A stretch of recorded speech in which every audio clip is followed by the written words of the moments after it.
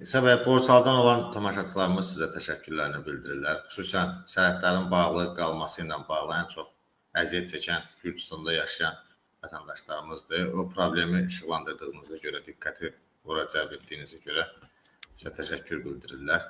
Mən onlara təşəkkür edirəm. Borçalı cəmaatına bir daha salamlarımı çatdırıram.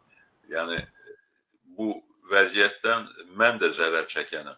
Mən də artıq rahat şəkildə Gürcüstana gəlib soydaşlarımızla görüşə bilmirəm.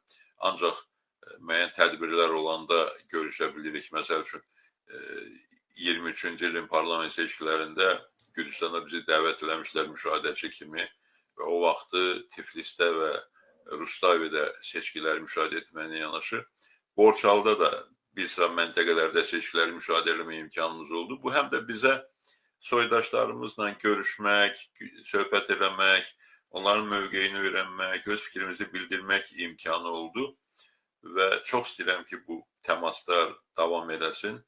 Amma təəssüf ki, sərhəd məntəqələrinin bağlı olması və biletlərin də baha olması əlavə problemlər yaradır. Sizin üçün də, bizim üçün də çox ciddi problemlər yaradır.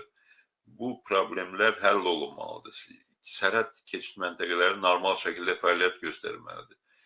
Həm bu təmaslar üçün, həm gedib gəlmək üçün, həm sərhədyanı münasibətlərin inkişafı üçün, adamlarımızın rahat yaşaya bilməsi üçün, yüz minlərlə soydaşımızın xeyrində, şərində iştirak edə bilməsi üçün bir-birlərinin. Yəni, bu o qədər adi, məlum bir məsələdir ki, hakimiyyətin bu məsələdə təsdiq etməsi və yapışması ki, yox elə təhlükəsizlik məsələsi var, bunu bağlı saxlayacaq. Bunu heç bir şəkildə qəbul etmək mümkün deyil. Ən belə ümidi olan məsələlərdən, həm təcili, həm də asan həll oluna bilən məsələlərdən biridir, bu həll olunmalıdır. Sərhəd keçid məntəqələrinin bağlı olması məsələsini yazırlar. Bu biabırçılıqdır və bunu güya təhlükəsizlik səbəblərini izah eləmək heç bir şəkildə məqbul deyil. Yəni, dünyada elə bir ölkə yoxdur ki, bu günün sərhədləri bu şəkildə bağlı olsun. Yəni, sərhəd keçid məntəqələri bağlı olsun. Və bunu təhlükəsizliklə biz əsaslandırırsa Azərbaycan hakimiyyəti, belə çıxır ki, dünyada 200-ə qədər dövlət var və bu dövlətlərin hamısının ya təhlükəsizlik qayğıları yoxdur, ya təhlükəsizlik problemlərini həll ediblər. Təhlükəsizliklə maraqlanan bir Azərbaycan hakimiyyətidir və təhlükəsizlik problemi ancaq Azərbaycana aid problemdir.